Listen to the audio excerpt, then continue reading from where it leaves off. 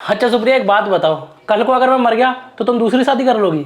हाँ, दूसरी शादी तो कर लूंगी, लेकिन आप अचानक से ये सब क्यों पूछ रहे हो? अरे कल हम डॉक्टर के पास गए थे ना अपनी बॉडी का फुल चेकअप करवाने, तो तुम्हारी रिपोर्ट तो ठीक आई है, पर मेरी रिपोर्ट में ना दिक्कत है। मुझे जो इन्फेक्शन था ना, उस इन्फेक्शन की वजह से ना मैं कभी भी मर सकता हूँ।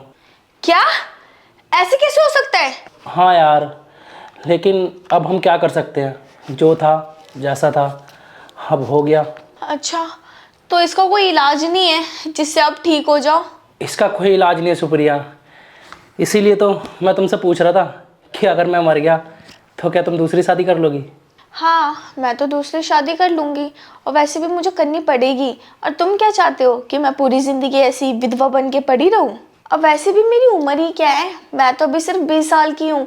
मुझे भी पूरी दुनिया देखनी है, शॉपिंग करना है यार, मुझे अपनी लाइफ को एंजॉय करना है। अच्छा सुप्रिया, इसका मतलब तो ये है कि अगर मैं मर गया तो तुम मेरे बिना भी खुश रह सकती हो? रहना पड़ेगा। अब तुम क्या चाहते हो कि तुम्हारी यादों में मैं ऐसी पूरी जिंदगी रो रो के बिता दूं? अरे नहीं नहीं सुप्रिया, मेरी यादों में क्यों अपनी पूरी ज़िंदगी ख़राब करोगी? मज़े से रहो। लेकिन एक बात बताओ कि चलो तुमने दूसरी शादी कर भी ली तो तुम उसके साथ रहोगी कहाँ पर? कहाँ रहूंगी का क्या मतलब? तुम तो मर जाओगे और तुम्हारी सारी प्रॉपर्टी तो मेरी हो जाएगी। फिर शादी के बाद इसी घर में रहूंगी और इसी बेड पे सोऊंगी। तुम्हें बिल्कुल भी शर्म नहीं है ना? मैं मरने वाला हूँ और तुम क्या बातें कर रही हो कि दूसरी शादी करके जिससे शादी करोगी उसके साथ इसी बेड पर सोओगी? अरे, इसमें शर्म की क्या बात है? मैं तुम्हें थोड़ी ना मार रही हूँ, तुम खुद मर रहे हो अपनी बीमारी के चक्कर में। चलो ठीक है, तुम जी लो अपनी जिंदगी, अगर जी सकते हो तो। यार, तुम्हारी बातों से तो ऐसा लग रहा है कि मैं जीऊँ या मरूँ तुम्हें तो कोई फ़र्क नहीं पड़ने वाला। अरे फर्क क्यों पड़ेगा मुझे, तुम तो ऐसे ही मरने वाले हो। फ़र्क पड़ेगा। ये प्रॉपर्टी ना तुम्हें देने से अच्छा है ना ये प्रॉपर्टी ना किसी आश्रम को दान में दे दूँ। क्या? मेरे होते हुए तुम सारी प्रॉपर्टी आश्रम को दान में दोगे? हाँ, देनी तो पड़ेगी। तुम्हें देने से क्या फ़ायदा? तुम मेरे मरने पे जो इतना खुश हो रही हो, कम से कम किसी आश्रम को दान में दूंगा, वो लोग मुझे कम से कम याद तो करेंगे।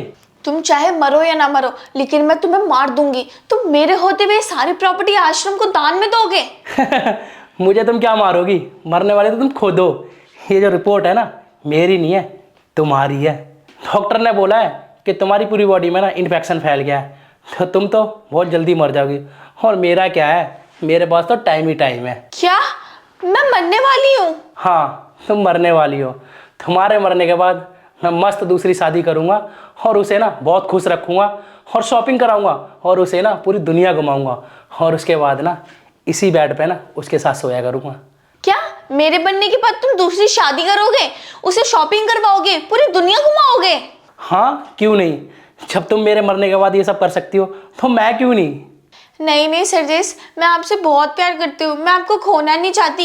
ये सब मैं सिर्फ मजाक कर रही थी। बस चुप करो तुम। ये पकड़ो अपनी रिपोर्ट और तुम्हें ना तुम्हारी मौत मुबारक।